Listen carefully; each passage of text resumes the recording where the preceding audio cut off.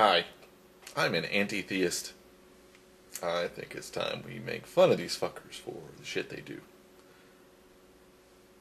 Here's one great example. John Ankerberg. Found him on YouTube. He has a website. It's not very interesting.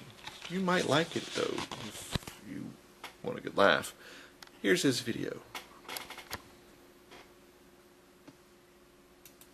Now, I think that you know that the Bible says the church is the bride of Jesus Christ.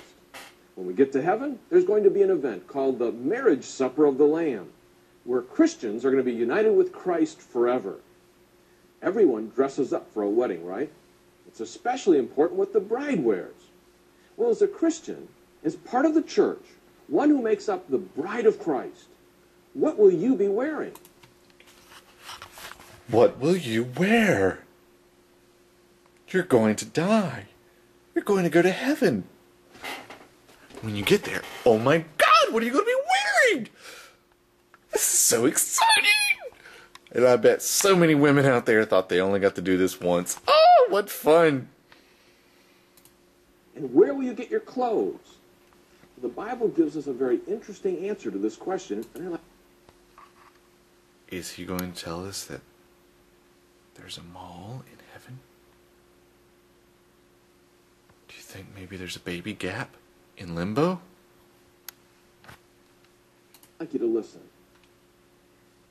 The Bible says that there is the marriage supper of the Lamb. Now, I believe that this will take place after the rapture. We're in heaven with Jesus Christ, and all believers who belong to the church are present. But many people read this text quickly. This is found in the 19th chapter of Revelation, and they don't realize what the bride is wearing. More talk about this bridal gown.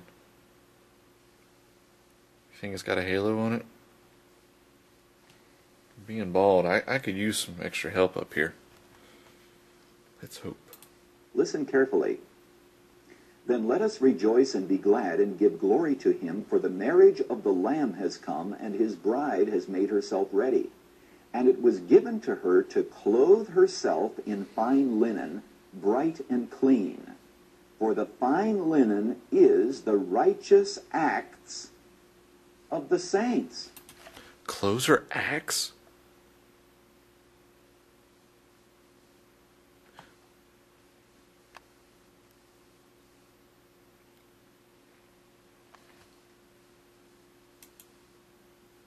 Most people read that and they think, well, the fine linen is the righteousness of Jesus Christ. But that's not what the text says. Now, let's be very clear about this. Yes, you please. need two different suits in order... Oh God! Now I need two pair of clothing. Oh, this was stressful enough. So I was already planning out the veil, and now I need to have a second pair. It's like packing. I never do that very well. Maybe he'll tell us. To attend the marriage supper of the Lamb. First of all, you do need the righteousness of Jesus Christ. I was explaining the gospel to a friend of mine the other day, and he said, why do I have to believe in Jesus? Well, the answer is because you can't get to heaven unless you are as perfect as God. And you can't get the fine attire either. And not a one of us is as perfect as God. So we believe in Jesus Christ. We receive his righteousness, as the words of a hymn say, clothed in his righteousness alone, faultless to stand before the throne. But once we are there, we are clothed in the righteous acts of the saints. Oh, I get it. So he's saying in heaven we will have a physical body. We will actually have a body. Hey, here's a Christian making a statement that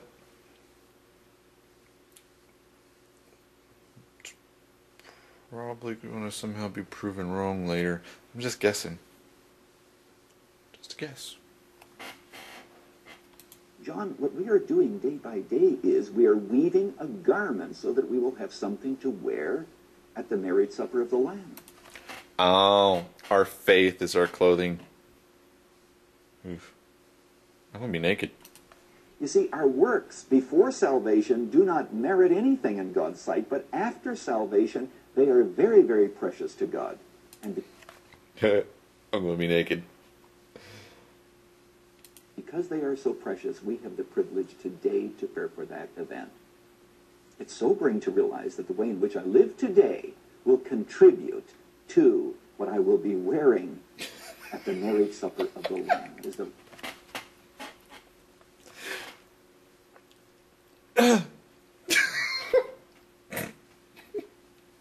Sorry.